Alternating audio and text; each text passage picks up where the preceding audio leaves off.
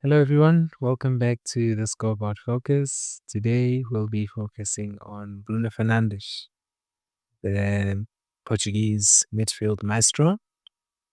He is a very important player for club and country. And there has been reports that Saudi Arabian clubs are very interested in signing him. And as we know, the Saudi Arabian League has a lot of money, a lot of owners of the clubs in Saudi Arabia. They have a lot of money to spend. And there are a couple of teams that have shown interest in him. We know of Cristiano Ronaldo's club, Al Nassr. They are also very interested in him, and Al Hilal. So the Manchester United have received several bids from clubs in Saudi Arabia, and they are willing to pay 100 million to acquire his services. And this year Bruno Fernandes has enjoyed another slow start to the season.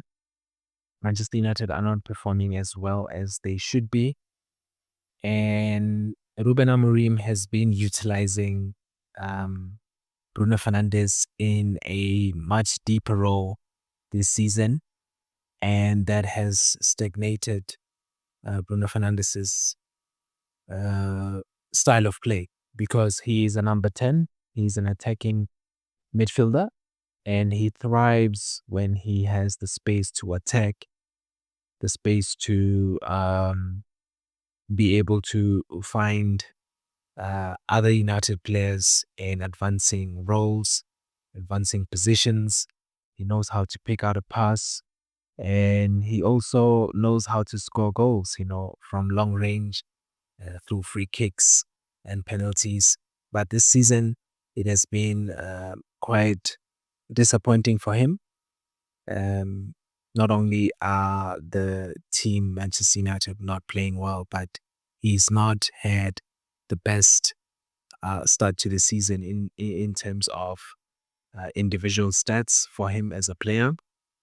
But for the Portuguese national team, he has been terrific. And Roberto Martinez, the Portuguese national team coach, is really utilizing him well in the national team. He has more freedom to play his game, and he doesn't have to worry about looking over his shoulder and checking back a lot in the national team, because he knows that he has João Neves um, behind him to pick up the pieces and help him to play his game without much obstruction or disturbance.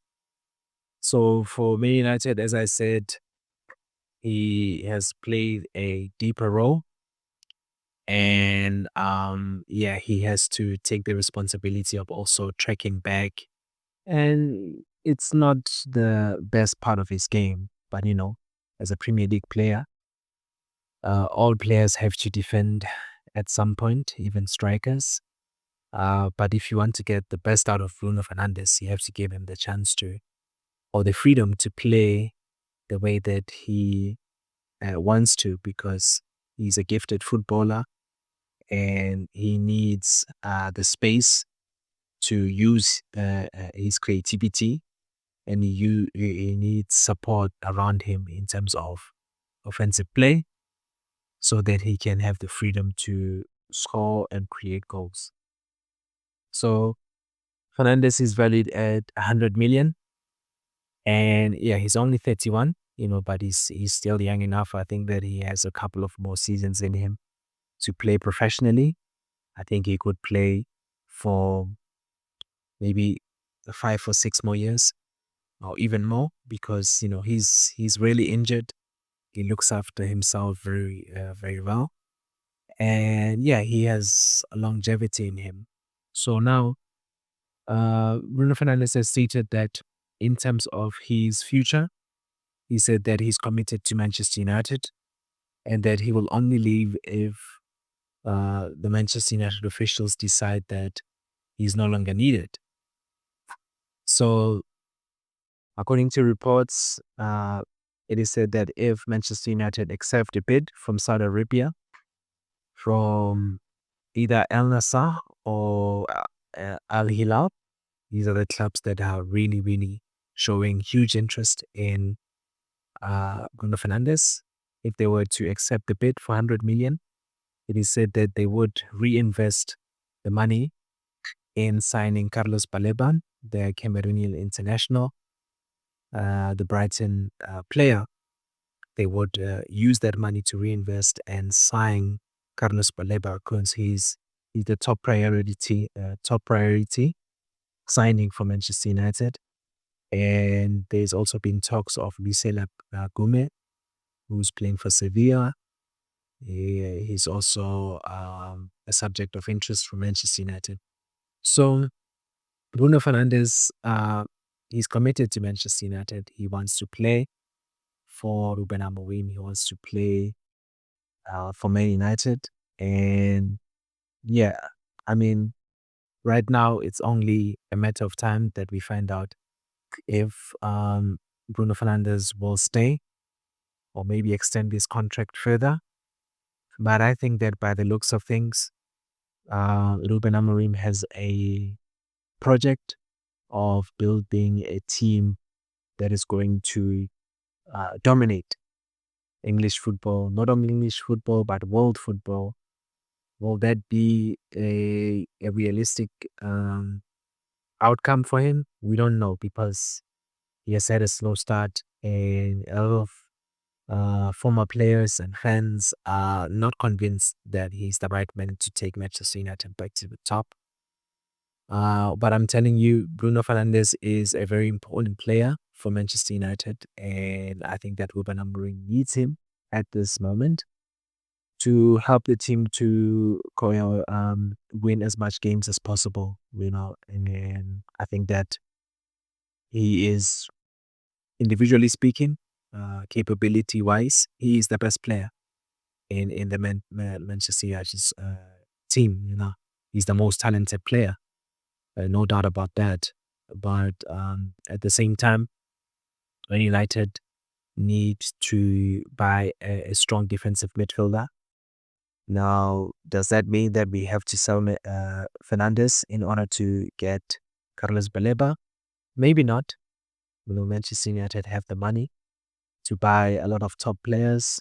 Um, so yeah, it's only a matter of time for us to find out what shall transpire. So please let me know what you think in the comments. Do you think that, and is it time for Manchester United to let go of Bruno Fernandes? Is it time for them to cash in, take the 100 million, reinvested in the squad in some or other way? Or should we keep Bruno Fernandes and uh, help? Uh, should we keep him so that he can help the current squad of players to have more self belief that we can that Manchester United can bounce back and really start winning games and build on potentially winning more games this season? Is he the player that we should keep? Should we keep Bruno Fernandes or should we sell him? Let me know down in the comments. I'd love to hear your input. Thank you for joining me for this discussion. I'll see you next time.